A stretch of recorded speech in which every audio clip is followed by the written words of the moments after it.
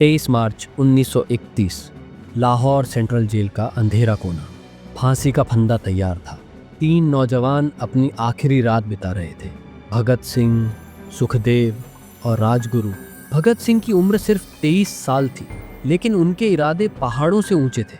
उस रात जब पूरी दुनिया सो रही थी, वो जाग रहे थे। उनके पास सिर्फ कुछ घंटे बचे थे, लेकिन उनके चेहरे पर कोई डर नहीं था। आज हम उसी जेल डायरी के पन्ने खोलेंगे जिसे इतिहास ने भुला दिया। उन आखिरी शब्दों को पढ़ेंगे जो भगत सिंह ने अपने खून से लिखे थे।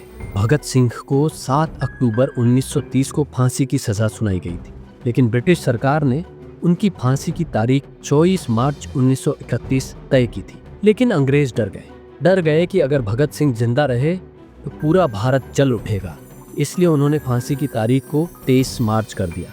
भगत सिंह को ये पता नहीं था कि उनकी जिंदगी के आखिरी घंटे शुरू हो चुके हैं। जेलर ने कहा, भगत सिंह तैयार हो जाओ, वक्त आ गया है। भगत सिंह मुस्कुराए और बोले, रुको, पहले मैं यह किताब खत्म कर लूं। किताब थी लेनिन की स्टेट एंड रेवोल्यूशन। उसके बाद वे खुद अपने पैरों पर चलते हुए फांसी के तख्ते की ओर बढ़े। वे गा रहे थे, मेरा रंग दे बसंती चोला। और फिर शाम के 7:23 पर भगत सिंह अमर हो गए।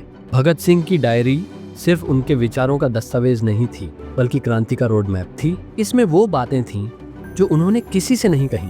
जब भगत सिंह को फांसी की सजा सुनाई गई तो एक जेल कर्मचारी ने उनसे पूछा, तुम्हें डर नहीं लगता? भगत सिंह ने मुस्कुराकर कहा, मौत से डरता कौन है? जब देश के लिए जिया हूँ तो देश के लिए मरने से डर कैसा? डायरी में उन्होंने लिखा, मेरी मौत लोगों को जगाने के लिए जरूरी है। एक क्रांति के लिए कुछ कुर्बानियां देनी पड़ती हैं। भगत सिंह महात्मा गांधी का सम्मान करते थे, लेकिन उनकी अहिंसा की नीति से सहमत नहीं थे। डायरी में लिखा था, अगर कोई हमें थप्पड़ मारे और हम दूसरा गाल आगे कर दें तो हम सिर्फ गुलामी को बढ़ावा देंगे। उन्होंने लिखा, क्रांति अहिंसा और हिंसा से बड़ी होती है। यह लोगों के सोचने का तरीका बदल देती है। भगत सिंह और उनके साथियों ने ब्रिटिश सरकार से गोली से मौत मांगने की अपील की थी। उन्होंने कहा था, हमें फांसी नहीं चाहिए, हमें गोली मारो क्योंकि हम क्रांतिकारी हैं। लेकिन अंग्रेजों ने यह अपील ठुकरा दी। फांसी से पहले उनकी माँ मिलने आई। भगत सिंह ने कहा, माँ, जब मैं मरूं तो रोना मत, कह देना कि मेरा बेटा भारत माँ के लिए मरा है। माँ की आंखों में आंसू थे, लेकिन उन्होंने कुछ नहीं कहा। मार्च की रात भगत सिंह, सुखदेव और राजगुरु हंसी मजाक कर रहे थे। जेल के एक अफसर ने उनसे पूछा, तुम्हें डर नहीं लग रहा?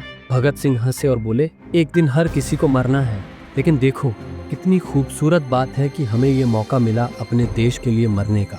उन्होंने अपनी डायरी में आखिरी शब्द लिखे, इनकलाब जिंदाबाद। भगत सिंह, सुखदेव और राजगुरु शहीद हो गए, लेकिन उनका सपना आज भी जिंदा है। उन्होंने सिर्फ आज़ादी के लिए अपनी जान नहीं दी थी। उनका सपना एक ऐसा भारत था जहाँ गरीब और अमीर बराबर हो, जहाँ कोई जात पात का भेदभाव न हो, जहाँ हर इंसान को न्याय मिले।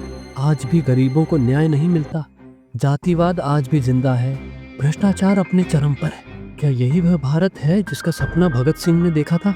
लेकिन सोचो, क्या हमने उनके सपनों का भारत बना लिया? भगत सिंह को भले ही अंग्रेजों ने मार दिया, लेकिन उनके विचारों को कोई नहीं मार सकता। अगर आप भी मानते हैं कि हमें उनके सपनों का भारत बनाना चाहिए, तो इस वीडियो को शेयर करें, ताकि हर कोई जान सके कि भगत सिंह सिर्फ एक क्रांतिकारी नहीं, बल्कि एक सोच थे। इनकलाब जिंदाबाद।